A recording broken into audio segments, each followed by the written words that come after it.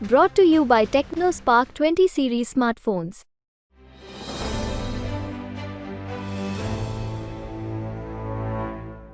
उनतीस कैसे संभव हो पाएगा? सवाल यही है कि जो लोकसभा का जो चुनाव होगा उसके जो नतीजे आएंगे, क्या आपका ये जो कार्यकाल इसमें जो आपने निर्णय लिए जो काम किया वो भी परिलक्षित होगा? मेरा सवाल ये है कि क्या उसमें कोई जांच होगी कि जिसने उसमें भ्रष्टाचार किया था, जिसकी वजह से वो बना था? सवाल ये है कि क्या लोकसभा चुनाव के बाद भी लाडली बहना योजना रहेगी? नमस्कार, मैं हूँ हेमेंद्र शर्मा और आप देख रहे हैं MP round up. Madhya Pradesh के मुख्यमंत्री डॉक्टर मोहन यादव इन दिनों भारतीय जनता पार्टी के लोकसभा प्रत्याशियों के लिए ताबड़तोड़ दौरे और कैंपेन कर रहे हैं। साल 2019 में जो चुनाव हुए थे उसमें भारतीय जनता पार्टी को 29 में से 28 सीटें मिली थी, लेकिन अब भारतीय जनता पार्टी मिशन 29 की बात कर रही है। तो सवाल यही है कि क्या भारतीय जनता पार्टी 29 में से 29 सीटें जीतने में कामयाब होगी? क्या कमलनाथ का जो छिंदवाड़ा का गढ़ है उसको भेजने में कामयाब होगी, या कहीं से कोई शॉकर भी आ सकता है? क्योंकि मध्य प्रदेश में हाल ही में हुए चुनावों में कांग्रेस पार्टी को 40% वोट मिला था। दिग्विजय सिंह भी चुनाव लड़े थे। और इन तमाम सवालों पर बात करने के लिए कैसे भारतीय जनता पार्टी 29 की 29 सीटें जीतेगी और मध्य प्रदेश के क्या मुद्दे हैं, इन पर बात करने के लिए हमारे साथ इस समय मौजूद हैं मध्य प्रदेश के मुख्यमंत्री डॉक्टर मोहन यादव। सर, आपका बहुत बहुत स्वागत है हमारे चैनल पर। जय जय महाकाल, आपका भी अभिनंदन है। सर, मिशन 29 कैसे संभव हो पाएगा? दिग्विजय सिंह जी चुनाव लड़ रहे, हालांकि वो ईवीएम को बहुत दोष देते हैं, और साथ ही साथ 40% वोट अभी कांग्रेस पार्टी को मिला था विधानसभा के चुनावों में। एक सवाल ये भी है कि आपके सांसद मंत्री जो विधानसभा का चुनाव लड़े थे वो अब लोकसभा का चुनाव लड़ रहे हैं, वो हार गए थे चुनाव। तो मिशन 29 क्या संभव है? देखिए, मिशन 29 तो 100% संभव है। माननीय मोदी जी का नेतृत्व में हमारे 2 चुनाव देखे लोकसभा के, 2014 के जब 29 में से 27 सीटें हम जीते हैं, 2019 का चुनाव देखे जब 29 में से 28 सीटें हम जीते हैं, और ये 2023 का 24 का चुनाव है। निश्चित रूप से हमारी 29 की 29 सीट जीतेगी। आप याद रखना कि माननीय दिग्विजय सिंह 10 साल तक मुख्यमंत्री थे, भोपाल से सरकार चलाई उनने, और भोपाल में पिछला लोकसभा चुनाव लड़े थे और बुरी तरह से हारे थे। इसलिए चुनाव कांग्रेस के कोई प्रत्याशी नहीं जीतने वाले हैं। प्रत्येक प्रत्याशी चुनाव में भाजपा से लड़ने की बात अभी फार्म भरने में भी डर रहे हैं। सर, आपका जो कार्यकाल है उसको 100 दिन पूरे हो चुके हैं। सबसे पहले तो 100 दिन के कार्यकाल के लिए आपको बहुत बहुत बधाई। बहुत धन्यवाद। लेकिन सवाल यही है कि जो लोकसभा का जो चुनाव होगा उसके जो नतीजे आएंगे, क्या आपका ये जो कार्यकाल इसमें जो आपने निर्णय लिए जो काम किया वो भी परिलक्षित होगा?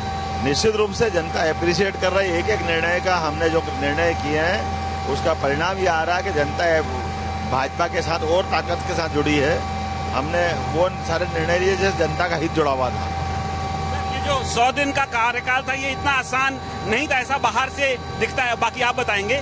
लेकिन जैसे हरदा का ब्लास्ट हुआ, कल महाकाल में भी आग लगी, बहुत सारी ऐसी घटनाएं हुई जिसमें आपने तुरंत रिएक्ट किया।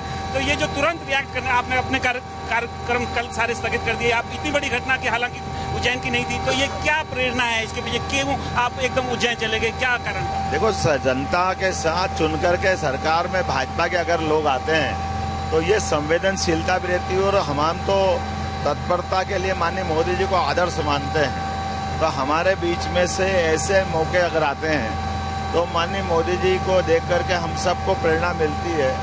हमारी भारतीय परंपरा भी है कि हमारे द्वारा चूंकि जनता के हित के निर्णय लेने के लिए हम अपनी सरकार चलाते हैं, तो तुरंत घटना तो होगी, घटना के बारे में हम कोशिश करते हैं घटना के बाद उसमें तुरंत हमारी सरकार का रोल चालू हो जाए, प्रयास करें कि आगे पर दोबारा कोई घटना नहीं हो, और खास करके घटना के बाद तुरंत इमीडिएट रिलीफ चालू करते हैं तो घटना की तीव्रता कम हो जाती है, वो जनता को अच्छा लगता है। इसी कारण से मैंने कल होली का भी अपना होली मिलन समारोह भी कैंसिल किया था।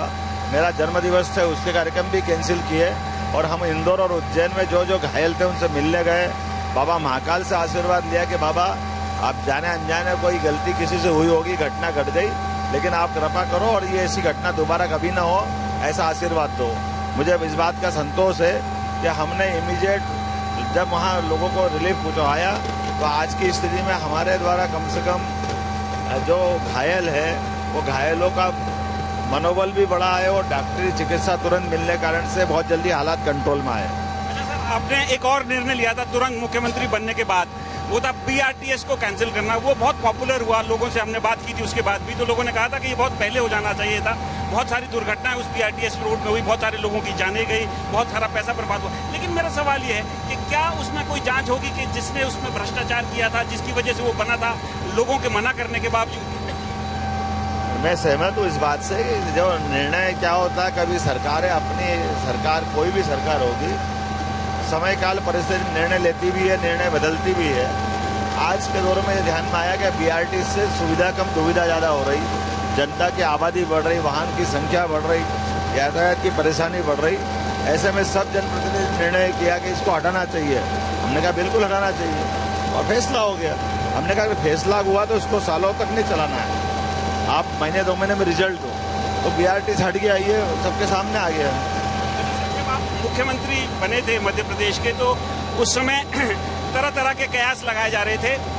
हो गई पुरानी बात। उसमें आज हमें मुख्यमंत्री के नाते से सरकार चलाते चलाते जब 100 दिन से बाहर हो गया हूँ, तो बाकी बातों का जनता फैसला करती, रिजल्ट अपने आप बताते हैं। अब उस बात को दोहराने से कोई फायदा नहीं। अच्छा सर, आपने शिवराज सिंह चौहान से टेक ओवर किया, लेकिन जब ये तय हुआ था उस समय कि शिवराज सिंह चौहान अगले मुख्यमंत्री नहीं होंगे, तो मुख्यमंत्री निवास से कुछ वीडियोज आए थे जिसमें कुछ महिलाएं रो रही थी और फिर कहा गया कि शायद लाडली बहना योजना अब खत्म हो जाएगी, लेकिन वो तो लागू है। मेरा सवाल ये है कि क्या लोकसभा चुनाव के बाद भी लाडली बहना योजना रहेगी? एक भी योजना जनहितैषी जो भाजपा की सरकार ने लागू करी थी, वो सारी योजनाओं के लिए पर्याप्त धनराशि है। प्रत्येक योजना लागू रहेगी, बल्कि और आगे बढ़कर इसी प्रकार की योजनाएं और भी आती रहेगी, जिसमें बहनों की जिंदगी में दुख का कारण कम हो, सशक्तिकरण के अभियान हो और उनका जीवन में इसका सरकार के साथ खड़े होने का लाभ दिखाई दे। तो ये थे मध्य प्रदेश के sensitive chief minister doctor Mohan Yadav.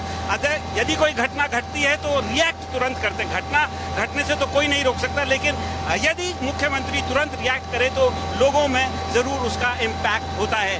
MP round up में आज सिर्फ इतना ही। कल फिर मुलाकात होगी, तब तक के लिए थैंक यू, गुड बाय।